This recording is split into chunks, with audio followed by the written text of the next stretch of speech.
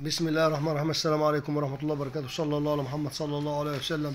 من قناة نور الزراعة أحييكم، معكم مهندس محمد علي، استشاري أمراض النبات وبرامج التسميد جامعة عين شمس، واستشاري المزارع 0152 51 662.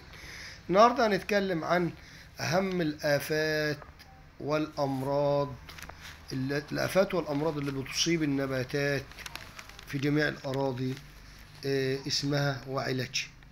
أول شيء هنتكلم عنه طبعا مجموعة الأكاروس أو العناكب أو الحمراء أو دودة الثمار أو دودة الأنفاق أو صانعات الأنفاق أو ما يطلق عليها الحمراء أو الأكاروسي. بيعالجها مادة الأبامكتين أو مادة الملبكتين أو مادة البنفازات أو مادة البروباجيت أو البريبرادين أو كلوروفينيبار أو الهيكسازوكسي أو مادة الفيبروكسيمات مع الزيت المعدني أو المادة النشرة أو الصابون الزراعي.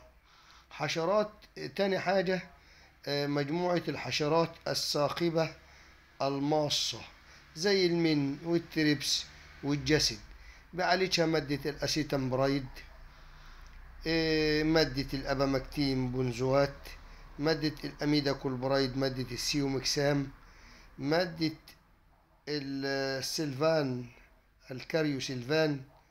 طبعا ثالث مرض وهي أمراض حرشفية الأجنحة أو الديدان أو التوتا أبسولوتا أو دودة الحج أو سوسة النخيل أو دودة ورق القطن أو الديدان أو الحفار.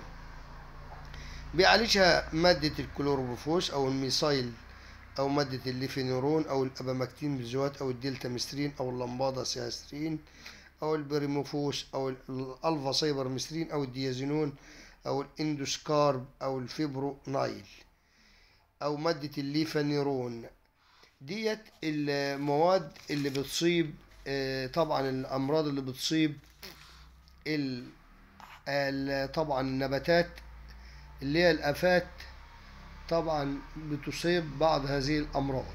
طيب عندي أمراض فطرية زي أمراض البياض الزغبي والفيتوفثرة، الندوات البدرية والمتأخرة والأشنات. بيعالجها مادة المانكوزيب والميتالكسيل والكبريت الميكروني وهيدروكسيد النحاس، جليكونات النحاس، أكسكلور النحاس، سيموكسونايل الكابيتان أو الديميسورف أو مادة الفولبيت أو مادة الفلوزينام أو زوكسستروبين أو مادة الفوستيل الألمنيوم.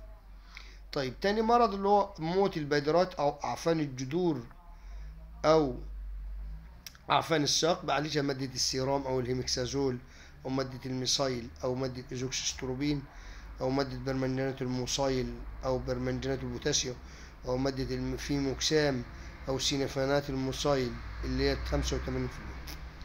طيب ثالث مرض وهو مرض البياض الدقيقي أو الأصداء أو التفحمات أو التبقع البني أو التبقع الرازي.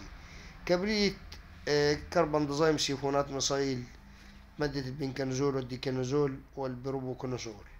طيب في بعض المواد اللي بتصيب الجذور زي أمراض النيماتودا، علاجها مادة الإكزامايل أو المينافوس أو مادة الفيوردان، إما رش أو تسميد، أو مواد الحيوية زي الشيتوسانا أو البكتيريا أو مادة النيمازيرو أو مواد البكتيريا بتاعت وزارة الزراعة، أو مواد عطرية زي الثوم والبصل والشطة.